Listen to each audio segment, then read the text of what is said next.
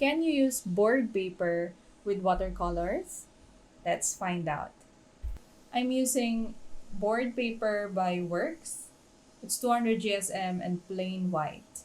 I've tried Oslo paper, bond paper, and of course watercolor paper, but this is the first time I'm going with board paper. So let's start with something simple, a beautiful landscape scenery. Starting with the sky and using a paper towel to lift up some cloud shapes. But apparently that doesn't work. Okay, so lifting doesn't work with board papers. And looking closely, look how the paper is starting to peel off because I've used much water for the sky area. This looks good though on the farthest mountains as it adds texture. But imagine if you're painting a face or a portrait, that doesn't look so good.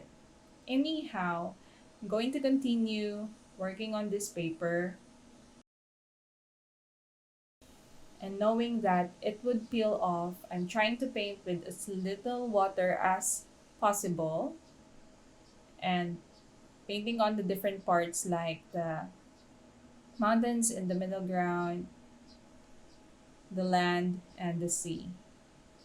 It looks okay when you use dark colors.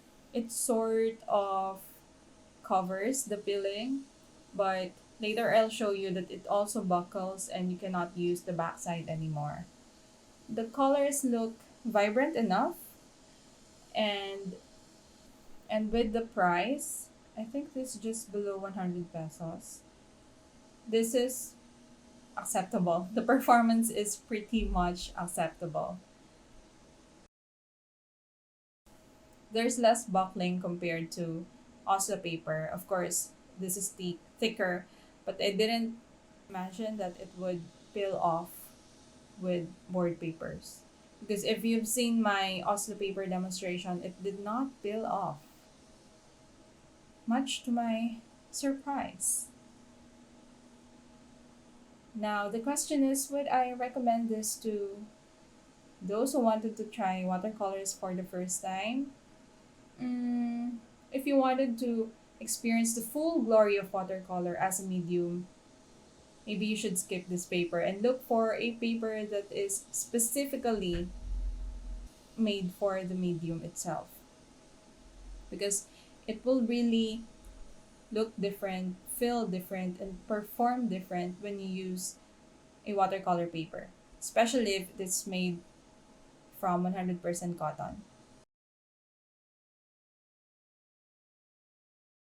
Though if it feels like a waste to do your drills, practicing your brush strokes and doing your drills on an expensive watercolor paper, then maybe this board paper can be a substitute. And if you're just working on a school project using watercolors, this could also work, but keep in mind of the peeling off and the texture it creates when you use too much water.